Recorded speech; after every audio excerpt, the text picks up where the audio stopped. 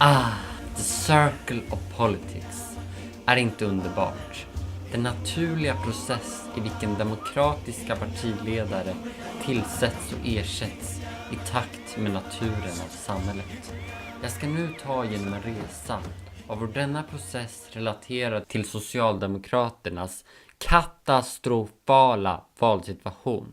Och eftersom jag tycker om socialdemokrati som grundkoncept, ge metoder för hur Socialdemokraterna kan göra en nystart innan folket lagt sina sedlar i valurnan. I The Circle of Politics finns det 2 olika spärrar för en partiledare. Det första är grundkompetens som avgör den odds det har för att få jobbet från första början. Och det andra är charm som avgör livslängd. Låt oss applicera de 2 principerna på Moderaterna och Socialdemokraternas senaste år som förklaringsmodell. De har förlorat ett val, bytt partiledare, upptäckt att den nya ledaren varit en katastrof för att slutligen sätta in en ny, betydligt mer kompetent innan valet. Orsaken till att den gamla överhuvudtaget behövde bytas ut var att den fått slut på sin charmbarometer. Sen utöver det finns det yttre faktorer som gör Socialdemokraternas läge värre. Som att partiet under det senaste valet valde att närma sig alliansen och därför har en mindre stabil väljarbas. Men det mesta faller tillbaka på den katastrof som är Löfven. Reinfeldts sätt att tala må ha varit sövande tråkigt. Men det han talade om var i alla fall konkret politik där han allt som oftast bemötte motargument och använde inte klichéer eller det billigaste utav poänger. Vilket gjorde att i alla fall politiken, det som rent faktiskt påverkar människorna, kunde ses som transparent och ansvarsfull. Löfven å sin sida brister i båda delarna och bör på fullaste allvar bytas ut enligt mig. För det går inte att göra ett ens okej val om ens ledare gör bort sig i varenda debatt. Jag ser heller inte hur Löfven skulle kunna ändra det beteendet och då har partiet verkligen ingenting att förlora. Om ni vill undvika mitt orealistiska dagdrömmande, gå till det här avstampet. Att byta ut en statsminister medför självfallet en del juridiska komplikationer. Enligt paragraf 4 är partiledarna det första talmannen frågar i bildandet av en regering. Enligt paragraf 9 är den ledaren, förmodligen partiledaren, knuten till regeringen. Så om Löfven byts ut kan inte bara den nya gå in, utan hela regeringsprocessen måste göras om. Kryphålet här är att kraven för att vara statsminister inte inkluderar att vara partiledare. För det gör att man rent tekniskt sett kan byta ut partiledare Löfven medan statsminister Löfven sitter kvar som socialdemokrat. Nästa fråga blir vem som ska leda och jag tror partiet generellt sett är i behov av ett generationsskifte och sätta in någon ung som verkligen kan stå för deras slogan. I övrigt fokus på kompetens och bara kompetens. Kompetens före ålder, kön, etnicitet, sexuell läggning och religion. Politik före rättvisekvotering. Den nya ledaren blir partiets nya ansikte och den ledaren man röstar på i valet 2018. Händelseförloppet förutsatt att den nya ledaren är just kompetent blir att media nappar på nyheten, väljarna blir ännu mer osäkra och partiet tappar ännu mer. Men eftersom partiet nu står i rampljuset kommer väljarna och med till att vinnas tillbaka när den nya ledaren använder goda argument för sin politik och vision framfört på ett väl retoriskt och begripligt sätt. Extra boost för integritet och en press som går galna på köpet. Så med ett nytt ledarskap etablerat kommer vi då till själva ledaren. En aura som syns och en politisk kärna som gör denna intressant.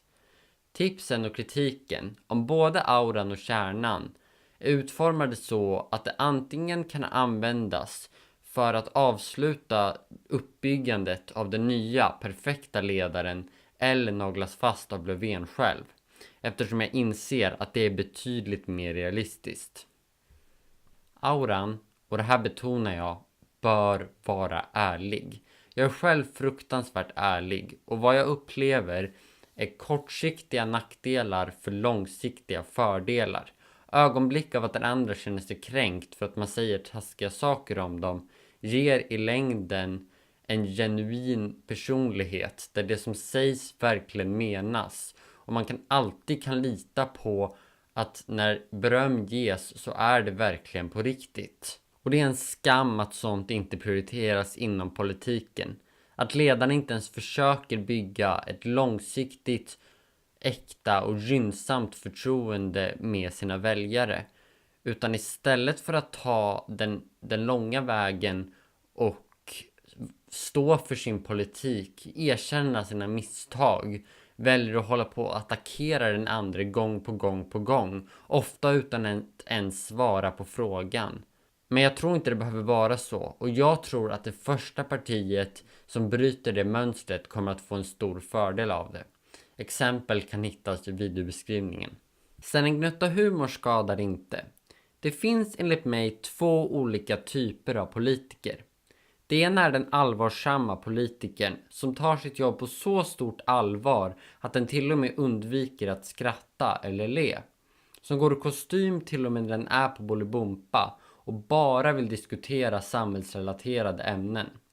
Och det andra är den humoristiska politikern som tar sitt jobb på allvar men samtidigt inte har något emot att dra lite på mungipan eller tala om mer personliga saker som inte relaterar till politik. Den användes gärna av lite mer roliga formuleringar och ironi när den beskriver problem. Vad som gör den humoristiska så mycket bättre har att göra med charm. Den allvarsamma politikern kan ses som en bra ledare, men den är inte underhållande intressant att lyssna på. Och är den inte intressant att lyssna på kommer folket snabbare att tröttna på att höra den, vilket följs av en mindre entusiasm att rösta på den. Det är inte en slump att de 2 partiledarna som suttit längst, Åkesson och Björklund, också är de 2 som använder mest humor. Vidare till kärnan. Löfven är värdelös för att presentera argument och mestadelen av det har att göra med hur han talar i pengar istället för insatser. Jag på riktigt skäms när Löfven avfärdar alla motioner från Alliansen och Sverigedemokraterna med att de vill ha skattesänkningar och därför inte har råd. Utan att tänka på att det faktiskt finns produktiva fördelar med att ha lägre skatter. Men framförallt utan att ha några konkreta förslag på hur de extra pengarna ska användas. Allt faller tillbaka på 4 miljarder extra till äldreomsorgen, 8 miljarder extra till sjukvården, fler poliser, en större militär och 2 miljarder extra till skolan. Alltså det finns ingenting konkret över det här alls och det ger 0 stadga för väljarna. Mycket bättre är att peka på exempel där vinstdrivna privata företag inte gått som man önskar. Och på egen planhalva bör man ha exempel som inte handlar om ekonomiska investeringar. Den överdrivet krångliga byråkratin inom polisen är ett bra exempel. Sågar av Leif GW Persson till fotknölarna och skrivs en hel del i media om det. Varför inte vara det enda partiet som inte bara vill ha fler poliser, för det vill alla, utan ha mer effektiva poliser som kan ge mer resultat per man. Det är sådana konkreta förslag som är enkla att utföra och ger resultat man kan lita på. Det är sådana förslag ni verkligen behöver. Sen måste vi tala om invandringen. Mörkermolnet och en större finansiell kostnad än skillnaden mellan Socialdemokraternas och Alliansens skatter. Jag kan förstå att ni vill distansera er från SD. Men låt oss säga så här. Svenskarna vill inte ha mer immigration. Då är det inte särskilt smart att tala om vikten av asylrätten och att Sverige ska fortsätta respektera den. Därför att vad det signalerar till folket är att även om ni vill ha en minskad invandring så finns det yttre faktorer som riskerar att påverka det beslutet. Stefan Löfven, Sverige har inte råd att ha asylrätten som viktigaste faktor i våra bedömningar. Sverige behöver ett system som prioriterar baserat på integration.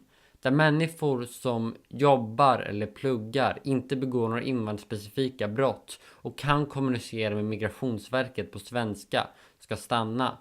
Och människor som vill leva på SOS för resten av livet med arabisk information ska utvisas, även om de har skyddsbehov.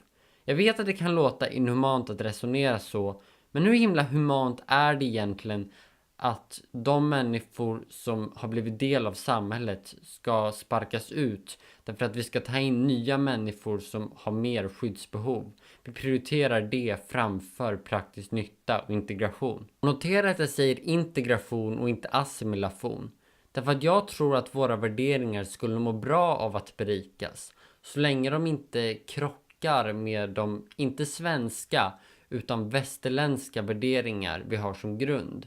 Jag förstår heller inte vad som menas med svenska värderingar specifikt. De 3 mest svenska värderingar jag skulle kunna rabbla är tillit till andra, egoism och en rädsla för att stå upp för andra om man själv riskerar att hamna i problem.